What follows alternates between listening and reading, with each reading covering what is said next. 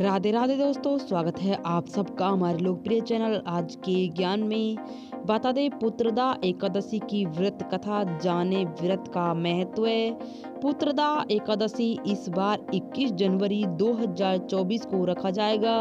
पुराणों में इस व्रत को काफ़ी महिमा बताई गई है। धार्मिक मान्यताओं के अनुसार इस व्रत को रखने से जीवन की सारी परेशानियां दूर हो जाती हैं। खासकर महिलाओं के लिए ये व्रत बेहद ही महत्वपूर्ण माना जाता है, क्योंकि ऐसा माना जाता है कि व्रत करने से संतान की प्राप्ति मार्ग में आई सभी बाधाएं दूर हो जाती है। इतना ही नहीं, इस व्रत के प्रभाव से संतान को अच्छा स्वास्थ्य और खुशहाल जीवन की भी प्राप्ति होती है। जाने पुत्रदा एकादशी की व्रत कथा, तो वीडियो में लास्ट तक बने रहें। अगर आप सबने हमारा चैनल सब्सक्राइब नहीं किया तो चैनल सब्सक्राइब कर ले। कथा प्रारंभ करते हैं।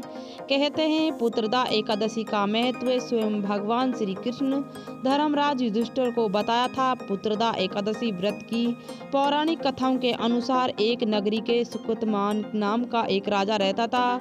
उसके पास सब कुछ होने के बाद भी वे और उसकी पत्नी बहुत ही दुखी रहते थे। ऐसा इसलिए क्योंकि राजा रानी को कोई संतान नहीं थी। वे हमेशा इसी बात को सोचकर परेशान रहते कि उनके बाद उनका राजपाट कौन संभालेगा और उनकी मृत्यु के बाद उनकी अंतिम संस्कार, श्राद्ध, पिंडदान आदि कर्म कौन करेगा। एक दिन राजा जंगल में भ्रमण करने के लिए निकला था। वहां जाकर प्रकृति की सुंदरता को देखने लगा, जहां उन्होंने देखा कि कैसे हिरन, मोर व अन्य पशु पक्षी अपने बच्चों के साथ जिंदगी की आनंद ले रहे थे। ये देखकर उनके मन में विचलित होने लगा। वे सोचने लगा कि इतने पुण्य कर्म के बाद भी मेरी कोई संतान नहीं है। तभी राजा को प्यास लगी।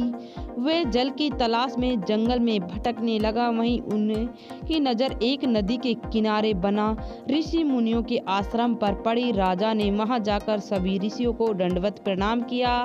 राजा का सरल स्वभाव देखकर सभी ऋषि अत्यधिक प्रसन्न हुए और राजा को से वरदान मांगने को कहा, जिस पर राजा ने उत्तर दिया कि हे देवो, भगवान और आप संत महात्माओं की कृपा से मेरे पास सब कुछ है, केवल संतान सुख की कमी है, जिस कारण मेरी जीवन व्यर्थ है। ये सुनकर ऋषि बोले, राजन, आज पुत्रदा एकादशी है और आप पूरी निष्ठा से इस एकादशी को व्रत रखें। इस व्रत के पुण्य के प्रभाव से आपको पुत्र की प्राप्ति होगी। ऋषि की बात सुनकर राजा ने उस व्रत का पालन किया और द्वादशी के दिन व्रत का पारण किया।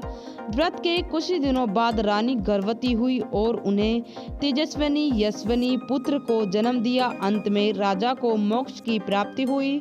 तो यह संपूर्ण जानकारी पुत्रदा एकादशी व्रत कथा के बारे में। अगर आपको वीडियो अच्छी लगी है तो वीडियो को लाइक शेयर जरूर करना। कमेंट में भगवान विष्णु और माता लक्ष्मी जरूर लिखना।